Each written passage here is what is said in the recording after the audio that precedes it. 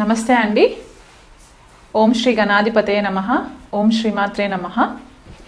ఈరోజు మనము రాబోయే గురు పౌర్ణమి గురించి తెలుసుకుందాము. గురు పౌర్ణమి విశిష్టత ఏంటి, దానికి తగ్గట్టుగా గురు పౌర్ణమి రిజల్ట్స్ మనకి ద్వాదశ రాశుల వాళ్ళకి ఎలా ఉండబోతుంది అనే పరిహారాలు కూడా తెలుసుకునే ప్రయత్నం చేద్దాము. మొదలు మనకి గురు పౌర్ణమి అంటే ఏంటి? గురు పౌర్ణమి జనరల్గా మనకి ఆషాఢ పౌర్ణమి అనే రోజుగా కూడా పిలువబడుతూ ఉంటుంది. అంటే ఆషాఢ మాసంలో వచ్చే పౌర్ణమి గురు పౌర్ణమి అని చెప్పేసి అంటూ ఉంటారు. అలాగే గురు పౌర్ణమిని వ్యాస పౌర్ణిమ అని కూడా అంటూ ఉంటారు. అంటే నారాయణుడు వేదవ్యాసుడిగా అవతరించి మనకి వేదాలన్నింటినీ కూడా రాసి మనకి మానవాళికి అందజేసిన రోజులాగా కూడా మనకి చెప్తూ ఉంటారు అన్నమాట. వ్యాస మహర్షి పుట్టినరోజు కూడా పౌర్ణమి అని కూడా మనకి కొన్ని క్లాసిక్స్ చెప్తూ ఉంటాయి. సో జనరల్గా ఈ పౌర్ణమి రోజు ఏం చేస్తారంటే గురువు రూపేణ ఉన్న వారందరికీ కూడా జనరల్గా మనకి మన గ్రాటిట్యూడ్ తెలపడానికి, గురు బలం పెంచుకోవడానికి మనకి ఈ పౌర్ణమి రోజు మనకి చాలా విశిష్టంగా ఉంటుంది. జనరల్గా మనకి నక్షత్రాల వారిగా చూసుకుంటే కనుక గురు పౌర్ణమి మోస్ట్ ఆఫ్ ద టైం మనకి వచ్చేది పూర్వాషాఢ నక్షత్రము లేదా ఉత్తరాషాఢ నక్షత్రం ఉన్న నక్షత్రాల టైంలో ఆషాఢ మాసంలో వచ్చే పౌర్ణమికి మనము గురు పౌర్ణమి జరుపుకుంటూ ఉంటాం అన్నమాట. అంటే ఇక్కడ పూర్వాషాఢ అండ్ కొద్దిపాటిగా మనకి ఉత్తరాషాఢ కూడా ధనుసు రాశి అండ్ మకర రాశిలో కాంబినేషన్స్లో వస్తుంది. అంటే మనకి పూర్వాషాఢలో వచ్చింది అనుకుంటే కనుక ఫుల్ ఫ్లెజ్డ్గా మనకి ధనుసు రాశిలో ఉండేలాగా కనిపిస్తూ ఉంటుంది. పూర్వాషాఢ నక్షత్రము 4 పాదాలు కూడా ధనుసు రాశిలో ఉంటుంది. మనకి జనరల్గా తెలిసింది ఏంటి అంటే ధనుసు రాశి మనకి కాలపురుష కుండలిలో నవమ స్థానంగా చెప్తూ ఉంటాము, భాగ్యస్థానంగా చెప్తూ ఉంటాము, ధర్మ త్రికోణంగా కూడా చెప్తూ ఉంటాం. కాబట్టి ఇక్కడ పూర్వాషాఢ నక్షత్రం యొక్క విశిష్టత ధనుసు రాశిలో ఉంటే ఏమవుతుందంటే గురు యొక్క బ్లెస్సింగ్స్ మనకి ఉండడానికి, మన తండ్రి కానీ గురువులు కానీ మనకి నేర్పిన మంచి మాటలు ఏవైతే ఉంటాయో అవి ధర్మబద్ధంగా మనం ఎలా ఉంటామో, మన రిలీజియస్ బిలీఫ్స్ ఎలా ఉంటాయి అనే విషయాలని కూడా మనకి ఎక్కువ మట్టుకు ఇంపార్టెన్స్ ఉంటుందన్నమాట. అలాగే మనకి మనం నమ్మిన మతం కానివ్వండి, ధర్మం కానివ్వండి, దేని మనం ఎక్కువ ఫాలో అవుతామో దాని యొక్క ఇంపార్టెన్స్ ఉంటుంది. ఉత్తరాషాఢ నక్షత్రానికి వచ్చేసరికి కొద్దిపాటిగా మనకి ధనుసు రాశిలో ఉంటుంది అండ్ మిగతా రిమైనింగ్ పార్ట్ అంతా కూడా మనకి మకర రాశిలో ఉంటుంది. కాబట్టి జనరల్గా ఉత్తరాషాఢ నక్షత్రం ఏమని చెప్తూ ఉంటారంటే చాలా రెబేలియస్గా ఉంటారు. ఎంత కష్టపడినా సరే అల్టిమేట్గా వీళ్ళకి మంచి విక్టరీ ఉంటుంది, మంచి సక్సెస్ ఉంటుంది అని చెప్పేసి కూడా చెప్తూ ఉంటారనమాట. సో ఇక్కడ పూర్వాషాఢ నక్షత్రము ఉత్తరాషాఢ నక్షత్రము ఇంపార్టెన్స్ ఏంటి అంటే ఏదైనా పని మనం మొదలు పెట్టుకుంటే గురు రూపేణ వచ్చే బ్లెస్సింగ్స్ వల్ల మనకి ఎలాంటి పనులైనా సరే అడ్డంకులు ఉన్నా లేకపోతే ఎంత తీవ్రంగా కష్టపడుతూ ఉన్నా విక్టరీ రావట్లేదు అంటే కనుక ఈ నక్షత్రాలలో మనకి సక్సెస్ అనేది కనిపించడానికి చాలా ఆస్కారం ఉంటుంది. ఎవరైనా ఈ రోజు ఏదైనా పని మొదలు పెట్టుకొని అది విజయవంతంగా పూర్తి చేయాలనుకున్న వాళ్ళు ఉంటే కనుక గురు పౌర్ణమి రోజు మొదలు పెట్టుకున్నా కూడా మీకు మంచి సక్సెస్ ఉండడానికి ఆస్కారం ఉంటుందన్నమాట. సో జనరల్గా ఇది మనకి మిథున ధనుసు రాశి యాక్సెస్లో పడుతుంది, లేదా కొన్నిసార్లు కర్కాటక మకర రాశి యాక్సెస్లో పడుతుంది.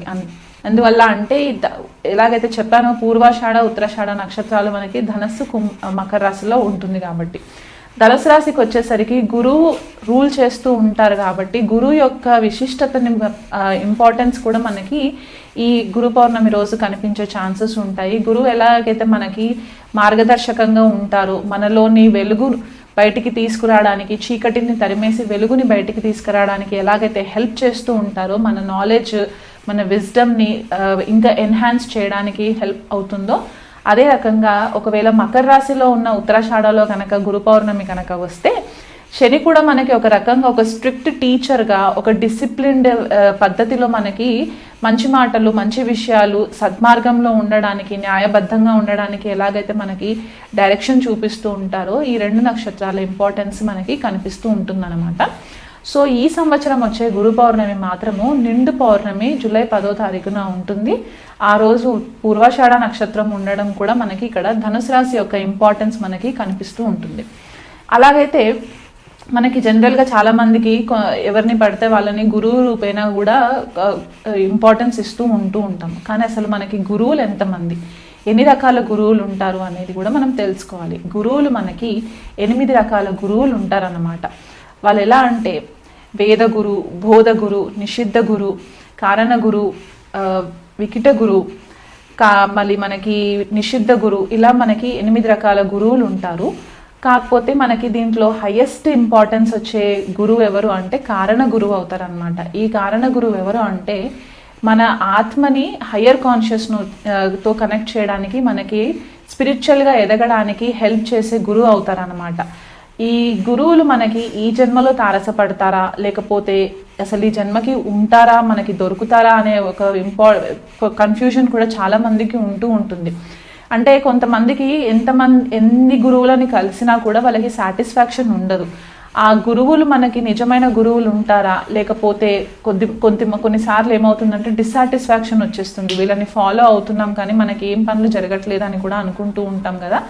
సో ఇలా గురువు దొరకకపోవడానికి రీజన్స్ ఏముంటాయంటే మన జన్మజాతకంలో గురు గ్రహం గనక మనకి కొద్దిపాటిగా డిస్టర్బ్ అయినప్పుడు మనకి ప్రాపర్ గురువు దొరకకుండా ఉండడానికి కూడా ఛాన్సెస్ ఉంటాయి.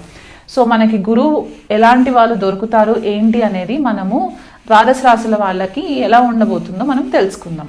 ఈరోజు మనము గురు పౌర్ణమి విశిష్టత, రాబోయే గురు పౌర్ణమి యొక్క ద్వాదశ రాశుల వాళ్ళపైన ఎలాంటి ప్రభావం ఉంటుంది, ఏవైనా పరిహారాలు చేసుకోవాలంటే ద్వాదశ రాశుల వాళ్ళు ఎలా చేసుకోవాలి అనే ఒక కాన్సెప్ట్తో మనము ఈ వీడియో చేస్తున్నాము. సో గురు పౌర్ణమి విశిష్టత ఏంటి అంటే జనరల్గా మనకి ఆషాఢ మాసంలో వచ్చే పౌర్ణమిని గురు పౌర్ణమి అని అంటూ ఉంటారు. దీనికి ఇంకొక పేరు కూడా ఉంటుంది, వ్యాస పౌర్ణమి అని కూడా అంటూ ఉంటారు అన్నమాట. జనరల్గా మనకి తెలిసింది ఏంటి అంటే స్క్రిప్చర్స్ ప్రకారము నారాయణుడు వ్యాస మహర్షిలాగా అవతారం ఎత్తి మానవ రూపంలో మనకి వేదాలని రచించి మానవాళికి ఎంతో మేలు చేసిన మంచి రోజుగా కూడా మనము చెప్పుకుంటూ ఉంటాం అన్నమాట. వ్యాసుడు పుట్టినరోజు అని కూడా కొంతమంది చెప్తూ ఉంటారు.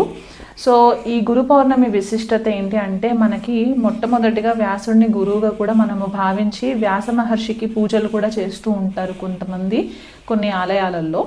అలాగే సాయిబాబాని ఎవరైతే ఫాలో అవుతుంటారో వాళ్ళు కూడా గురు రూపేణ బాబాకి కూడా పూజలు చేస్తూ ఉంటారు. అలాగే గురు చరిత్ర పారాయణం చేసుకోవడము, దత్తాత్రేయ పారాయణం చేసుకోవడం కూడా చేస్తూ ఉంటారు. జనరల్గా ఎవరైనా సరే జన్మజాతకంలో గురువు కనుక బాగోలేకపోతే ఈ గురు పౌర్ణమి రోజు కూడా స్పెషల్గా పూజలు చేస్తూ ఉంటారన్నమాట. వాళ్ళకి ఒక మంచి మార్గదర్శకంగా లైఫ్ లీడ్ చేయాలి అనే ఒక ఉద్దేశంతో. సో మనకి ఈ తిథి నక్షత్రాల ప్రకారం చూసుకుంటే కనుక గురు పౌర్ణమి సామాన్యంగా మనకి పూర్వాషాఢ నక్షత్రము లేకపోతే ఉత్తరాషాఢ నక్షత్రంలో వచ్చేలాగా ప్రతిసారి కూడా ఇలాగే అవుతూ ఉంటుందన్నమాట. అంటే ఆషాఢ మాసంలో పౌర్ణమి రోజు పూర్వాషాఢ నక్షత్రం కానీ ఉత్తరాషాఢ నక్షత్రం కానీ ఉంటుందన్నమాట. సో పూర్వాషాఢ నక్షత్రం 4 పాదాలు కూడా మనకి ధనుసు రాశిలో ఉంటుంది. 1వ పాదం ఉత్తరాషాఢ నక్షత్రం మనకి ధనుసు రాశిలో ఉండి మిగతా 3 పాదాలు కూడా మనకి మకర రాశిలో ఉంటుంది.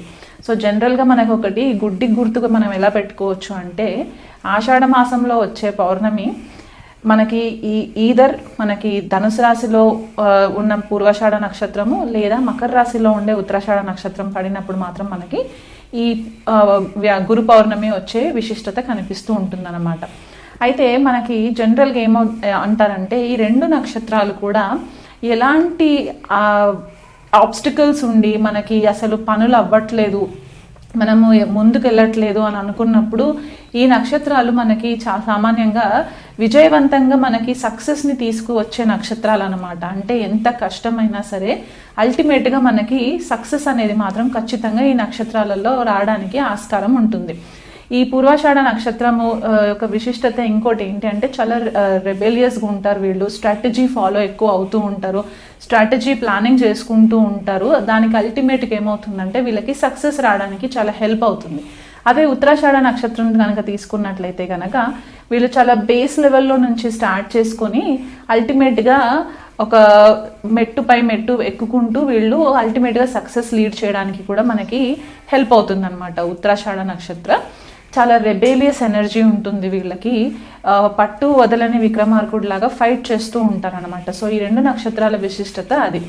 అలా కాకుండా మనకి ధనుసు రాశి మనకి ఇంపార్టెన్స్ ఇక్కడ ఏమవుతుందంటే కాలపురుష కుండలిలో మనకి 9వ స్థానము లేదా భాగ్యస్థానం అని చెప్తూ ఉంటాము.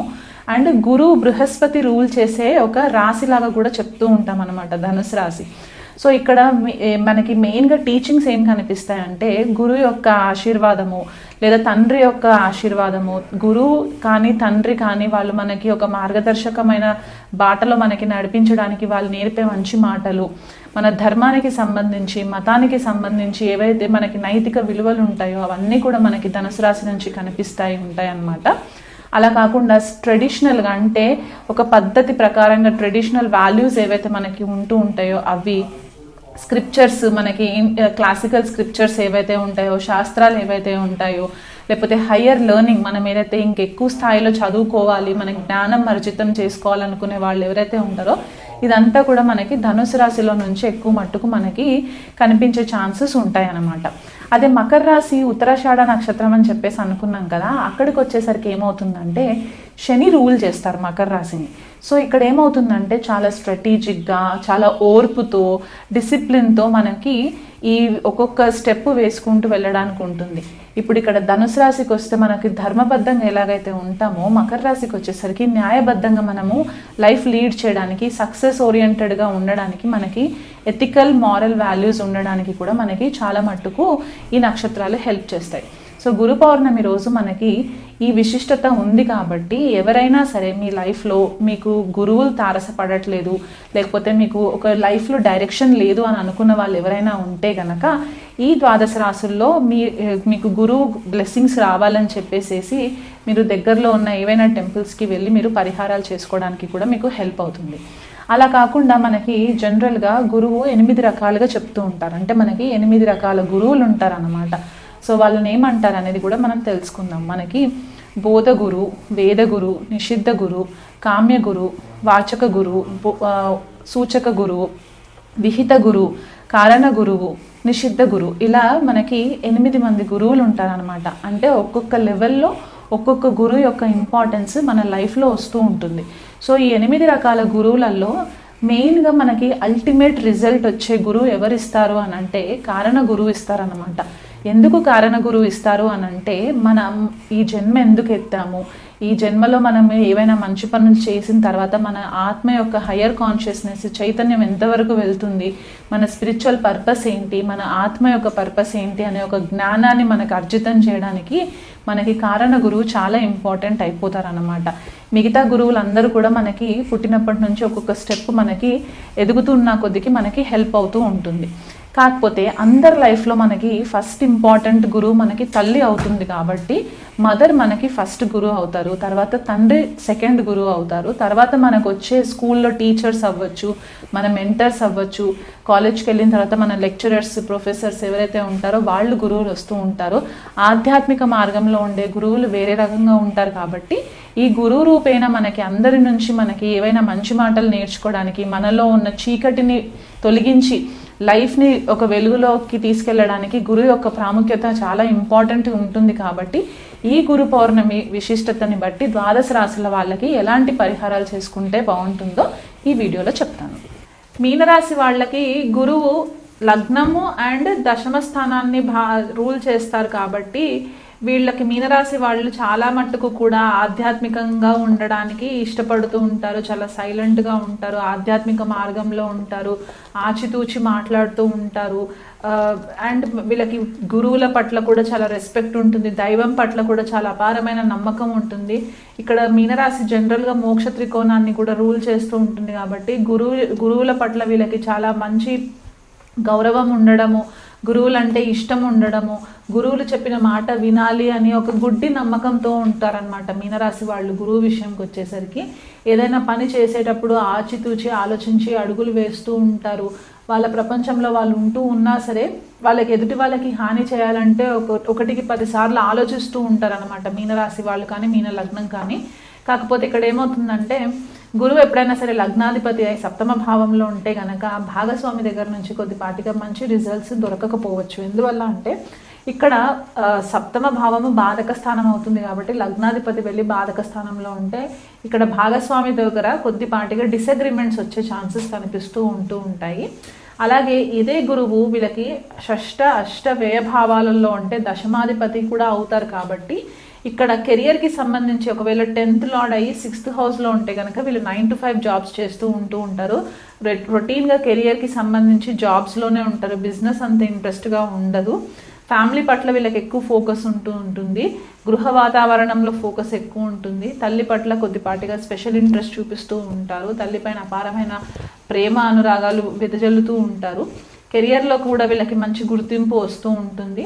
కాకపోతే ఇక్కడ గురువుకి ఎటువంటి పాపగ్రహాలతోటి సంబంధం ఏర్పడినా లేకపోతే పాపగ్రహాల వీక్షణ ఉన్నా ఇలాంటి సమయంలో ఏమవుతుందంటే వీళ్ళ పర్సనాలిటీలో కొద్దిపాటిగా డిస్టర్బెన్సెస్ రావడానికి ఛాన్సెస్ ఎక్కువ కనిపిస్తూ ఉంటాయి. ఎందుకంటే లగ్నాధిపతి ఎప్పుడైనా రాహుకేతువులతో కలిసి ఉన్నప్పుడు ఏంటంటే వీళ్ళ థింకింగ్ ప్రాసెస్ అంతా కూడా కొద్దిపాటిగా అన్కన్వెన్షనల్గా ఉండే ఛాన్సెస్ ఉంటాయి. కాబట్టి దానివల్ల కొద్దిపాటిగా వీళ్ళు ఇబ్బంది పడుతూ ఉంటారు. ఏ గురువులని కూడా కొద్దిగా తొందరగా నమ్మడానికి ఆస్కారం చాలా తక్కువ ఉంటుంది ఇక్కడ. సో దానివల్ల మీరు ఏం చేస్తారంటే విష్ణు సహస్రనామ పారాయణం చేసుకోవడము, గురుపాదుక స్తోత్ర పారాయణం అండ్ వీలైనంత మట్టుకు నదీ స్నానాలు చేసుకోవడము, సముద్ర స్నానాలు చేసుకోవడం వల్ల కూడా మీకు కొద్దిపాటిగా గురువు యొక్క బ్లెస్సింగ్స్ రావడానికి ఛాన్సెస్ ఉంటాయి. ఎందుకు స్పెసిఫిక్గా నదీ స్నానం అని చెప్తున్నానంటే మీనరాశి అంటే వాటర్ సైన్ కాబట్టి, జలతత్వ రాశి కాబట్టి గురువుకి సంబంధించి గురువారం రోజు మీకు దగ్గరలో ఎక్కడైనా నదులు ఉంటే కనుక నదీ స్నానం చేయడము, గురువులకి ఎస్పెషల్లీ పౌర్ణమి రోజు, గురు పౌర్ణమి రోజు ఏదైనా గురు టెంపుల్కి వెళ్ళినప్పుడు అయితే కనుక ఆ పౌర్ణమి చంద్రుడి వెన్నెల్లో కూర్చొని విష్ణు సహస్రనామ పారాయణం చేసుకోవడము లేకపోతే లలితాదేవి సహస్రనామాలు చదువుకోవడం చేసుకున్నట్లయితే కనుక మీకు మంచి రిజల్ట్స్ వస్తాయి.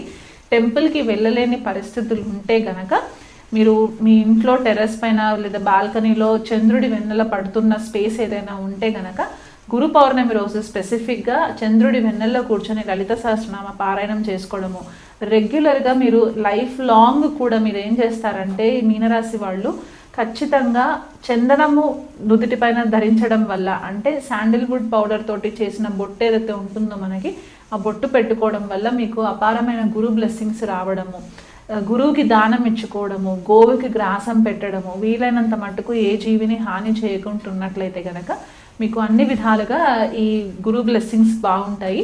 గురు పౌర్ణమి రోజు మాత్రం కొద్దిపాటిగా స్పెషల్గా అభిషేకం కానీ అర్చన కానీ చేయించుకున్నట్లయితే కూడా ఇంకా బెటర్ రిజల్ట్స్ వస్తాయి.